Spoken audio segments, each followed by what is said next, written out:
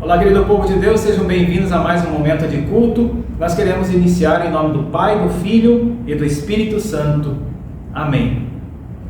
A palavra de Deus nos convida a olhar para aquilo que Jesus fez na cruz, a confiar na sua morte e na sua ressurreição e a confessar a Ele os nossos pecados, porque essa mesma palavra diz que nós somos pecadores.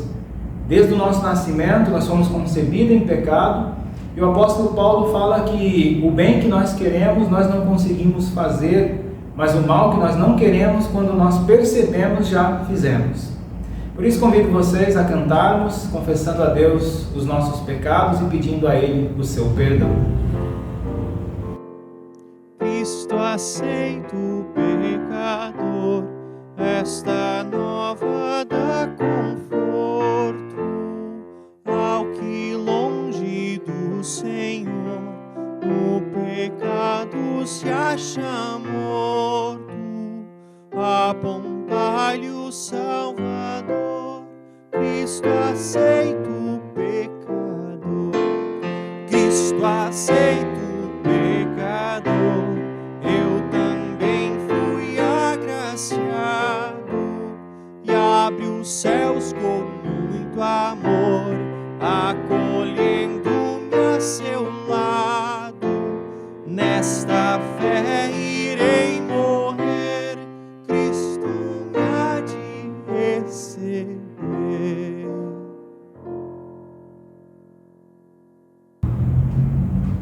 Tendo confessado os nossos pecados a Deus, lembramos da promessa de que todo aquele que confessa o seu pecado, Deus é fiel e justo à sua promessa, e Ele perdoa sim a pecadores realmente arrependidos e que têm o firme e sincero propósito de corrigir a sua vida pecaminosa com o auxílio do Deus Espírito Santo.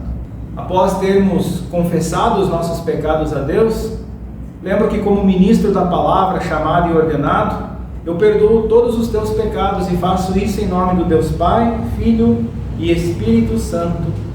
Amém. Querido povo de Deus, a leitura do dia hoje é no livro de Eclesiastes e nós vamos iniciar agora uma série de mensagens nesse livro. Vamos estudar um pouquinho Eclesiastes e refletir sobre o ensinamento que ele tem para a nossa vida. E quando nós falamos em Eclesiastes, para introduzir, é bom a gente lembrar o que significa o título Eclesiastes. Esse livro é chamado em hebraico de Kohelet, né? Aquele que fala publicamente em uma congregação. Esse é o significado do livro.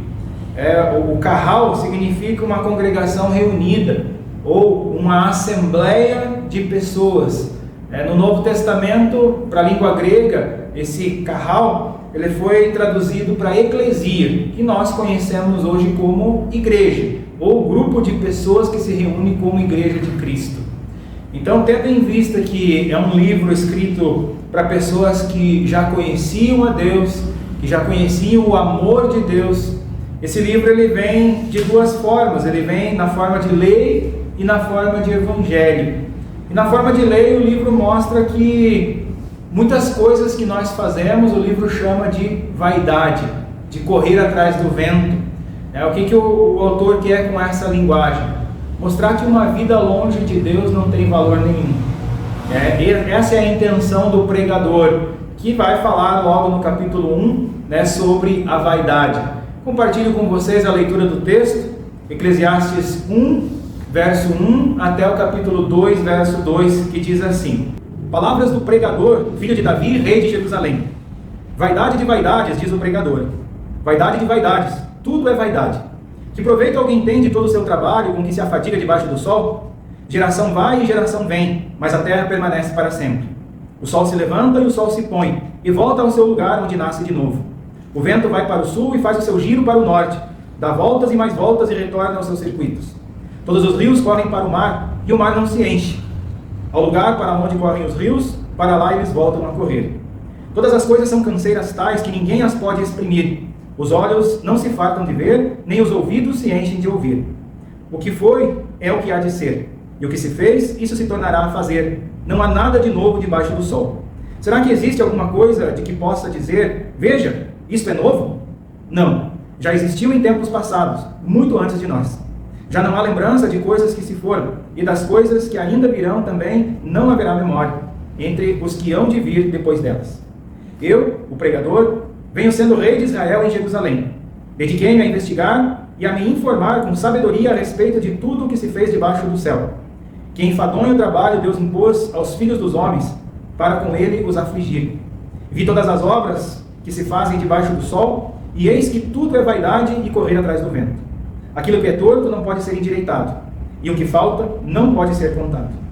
Eu disse a mim mesmo: eu me tornei importante e superei em sabedoria todos os que governaram em Jerusalém antes de mim. O meu coração tem tido larga experiência de sabedoria e do conhecimento. Assim procurei conhecer a sabedoria e saber o que é tolice e a falta de juízo, mas descobri que também isto é correr atrás do vento. Porque na minha muita sabedoria há muito enfado, e quem aumenta o seu conhecimento aumenta também a sua dor.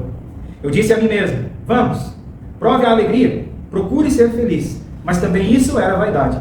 Concluí que o risco é tolice e que a alegria não serve para nada. Até aqui a leitura de Eclesiastes, que servirá de base para a nossa mensagem do dia. Querido povo de Deus, nós ouvimos na leitura de Eclesiastes uma palavra dura sobre a nossa vida. O livro de Eclesiastes medita sobre o trabalho, sobre o estudo, sobre a mocidade, a velhice, sobre a sabedoria e a insensatez. Ele faz uma profunda reflexão e pergunta o seguinte a cada um de nós: que proveito tem o ser humano de todo o seu trabalho com que se afadiga debaixo do sol? A conclusão do autor é que tudo não passa de vaidade. Tudo é sem sentido. É como correr atrás do vento, diz ele de forma poética. A essência do mundo, a essência do ser humano, não mudou de tempos em tempos. A mesma essência do mundo e do ser humano nos tempos do escritor bíblico do Antigo Testamento continua hoje.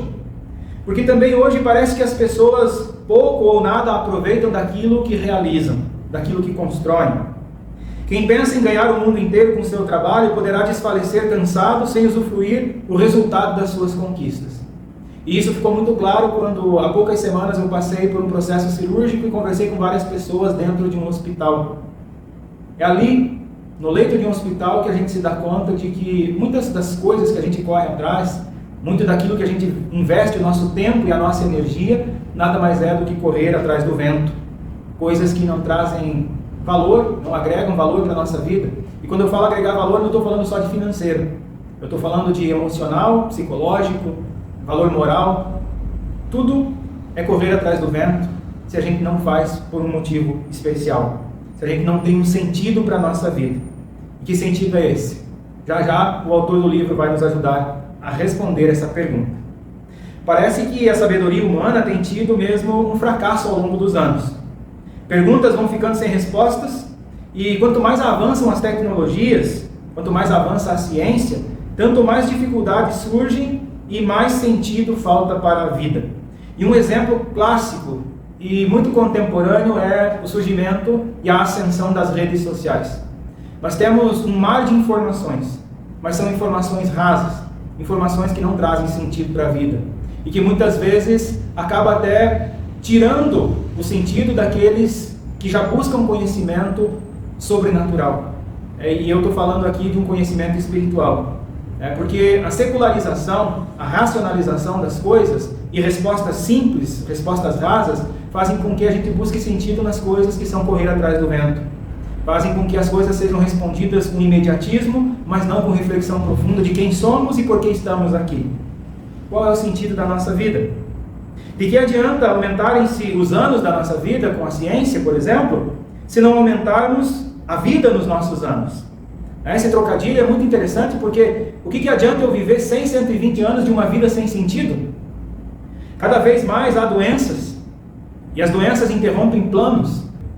Parece que a cada dia há mais desentendimentos na nossa família, há mais desentendimentos com as pessoas com as quais nos relacionamos, inclusive há mais desentendimentos dentro da própria igreja, onde cada um busca da sua forma viver a sua espiritualidade e já não se reúne mais em assembleia, em grupo, como igreja. Cada vez mais há desilusões. Pessoas saem da igreja e vão viver a sua espiritualidade de forma individual porque se frustraram com outras pessoas. E essa semana eu li algo muito interessante que diz assim, de um pastor luterano: Aquelas pessoas que abandonam a igreja por causa do erro de outras pessoas, ou por causa de um erro do seu pastor, elas não vão na igreja por causa de Cristo. E isso é muito forte. Porque se eu não vou na igreja por causa de Cristo, se eu não oferto por causa de Cristo, se eu não vivo uma vida por causa de Cristo, a minha vida nada mais é do que vaidade, do que correr atrás do vento. E quando se corre atrás do vento, e o vento muda de direção, a gente é carregado por ele. Essa mensagem de hoje, em Eclesiastes 1, até o capítulo 2, verso 2, é o início de uma reflexão que nós vamos continuar nos próximos momentos de culto, que nos quer fazer perceber o valor da vida, e que o valor da nossa vida não está naquilo que nós fazemos, não está no nosso trabalho, não está no nosso estudo, mas está sim no sentido desse trabalho e desse estudo. Por que é que eu trabalho? Por que é que eu estudo? O valor da nossa vida não está na novidade de vida. Eu vou viver uma vida nova, esse ano agora eu vou fazer tudo diferente. Mas está no sentido em que a vida tem. Eu vou fazer diferente por quê? Por que é que eu vivo diferente num mundo que faz tudo da mesma maneira? O valor da nossa vida não está na sabedoria. O próprio escritor de Eclesiastes, aqui ele se apresenta nesse capítulo 1 como sendo Salomão, filho de Davi. A gente sabe que ele pediu para Deus sabedoria, e a Bíblia ensina que ninguém foi tão sábio quanto Salomão. E o que o Salomão falou? Capítulo 2, verso 1 e 2. Eu disse a mim mesmo, vamos, prove a alegria, procure ser feliz. O cara mais sábio do mundo tinha resposta para muita coisa, inclusive povos de outros lugares vieram consultar a sabedoria dele para receber um conselho. E ele diz, mas também isso é vaidade. E concluir que o riso é tolice e que a alegria não serve para nada. Do que ele está falando? De um riso que procura a felicidade nas coisas por si mesmo, mas que não tem sentido. Ele está falando aqui de uma busca por coisas apenas desse mundo. Como eu disse, o sentido da nossa vida não está nas coisas desse mundo. O sentido da nossa vida está na sabedoria que vem do alto, na sabedoria que vem de Deus. A pureza de coração que traz essa sabedoria, ela só pode ser recebida, ela não pode ser criada. E aqui que entra a fé cristã.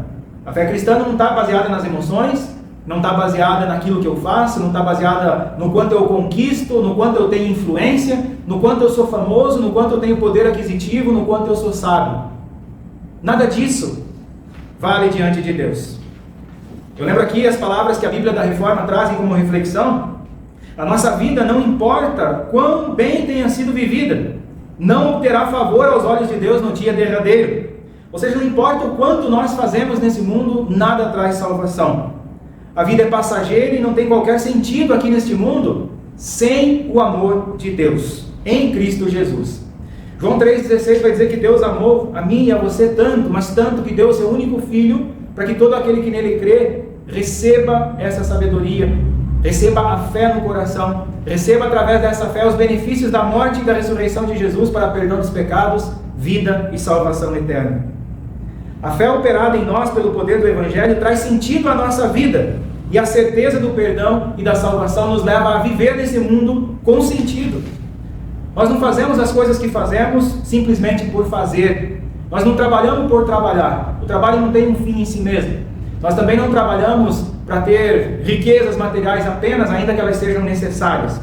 Nós trabalhamos para que, através do nosso trabalho, com o suor do nosso rosto, ganhemos o nosso pão dignamente. E com aquilo que Deus dá em abundância, nós podemos também servir ao nosso próximo, para que ele possa receber o Evangelho da salvação e ele seja suprido nas necessidades físicas também. Esse é o sentido da vida. Amar a Deus e ao próximo, como amamos a nós mesmos. Quando nós falamos desse sentido da vida, um sentido maior e melhor, nós falamos de integridade dentro da ética cristã. Se Deus nos amou tanto, por que é que nós muitas vezes não amamos? A nossa relação com Deus é algo maravilhoso e é algo dado de graça. Recebemos esse novo relacionamento pela fé em Jesus desde o dia do nosso batismo. Somos fortalecidos nessa fé toda vez que estamos em contato com a palavra de Deus, toda vez que recebemos a Santa Ceia e nos reunimos como povo de Deus para estudar a palavra, confessar pecados, receber o perdão e a salvação. Nossa relação com Deus e a nossa relação com o próximo só tem sentido porque Deus nos amou primeiro. Nisso consiste o verdadeiro sentido da vida. Importa, pois, que busquemos esse sentido todos os dias e que Deus nos abençoe para que possamos alcançar e permanecer com Cristo no coração, vivendo essa identidade cristã. Amém. Quando nós encontramos sentido para a nossa vida em Cristo Jesus e reconhecemos que tudo o que somos e temos vem dele, o nosso ofertar também é uma expressão da nossa fé e do nosso amor para com Deus e o próximo. Talvez muitos possam dizer, mas Deus não precisa de dinheiro. E realmente Deus não precisa porque tudo é dele, mas o nosso próximo precisa. O anúncio do Evangelho precisa. A missão precisa. Enquanto a gente vive aqui nesse mundo, nós também ofertamos para que esse sentido da vida, que é transcendente, começa aqui no nosso batismo e termina na eternidade, nos céus, possa ser dado também àqueles que ainda não têm sentido para a sua vida, através do acolhimento, através do cuidado, através da visita, através da pregação da palavra de Deus, até nos confins da terra, como Jesus mesmo nos ordenou. Que Deus abençoe você também no seu ofertar. Deixarei aqui o QR Code, também o Pix da congregação, disponível em forma de link na descrição do vídeo, para que você possa ofertar a Deus com alegria e também que Deus te abençoe, nessa expressão da sua fé, uma expressão voluntária, uma expressão de coração, algo entre você e o nosso Deus. Amém. Grande, muito grande é o amor de nosso Deus. Grande, muito grande é o amor de nosso Deus. Olha a natureza, olha o céu e olha o mar. Olha os verdes campos, olha o sol e o luar. Grande, muito grande é o amor de nosso Deus. Grande, muito grande é o amor de nosso Deus. Cristo veio ao mundo para morrer por ti, por mim, mas ressuscitou, sobre a morte triunfou. Grande, muito grande é o amor de nosso Deus. Grande, muito grande é o amor de nosso Deus. Eu não vou calar, para o mundo vou falar. Cristo me salvou, sua luz em mim raiou. Grande, muito grande é o amor de nosso Deus. Grande, muito grande é o amor de nosso Deus.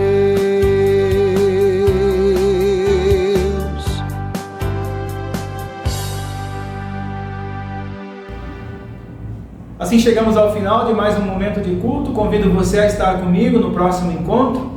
Disponibilizarei o link para vocês. E que Deus nos abençoe nessa semana, que Deus nos proteja e que Deus nos dê sentido para a nossa vida, tendo Cristo no coração, amando a Ele acima de todas as coisas e ao nosso próximo como a nós mesmos. Um forte e carinhoso abraço, fique na paz do Jesus e até mais.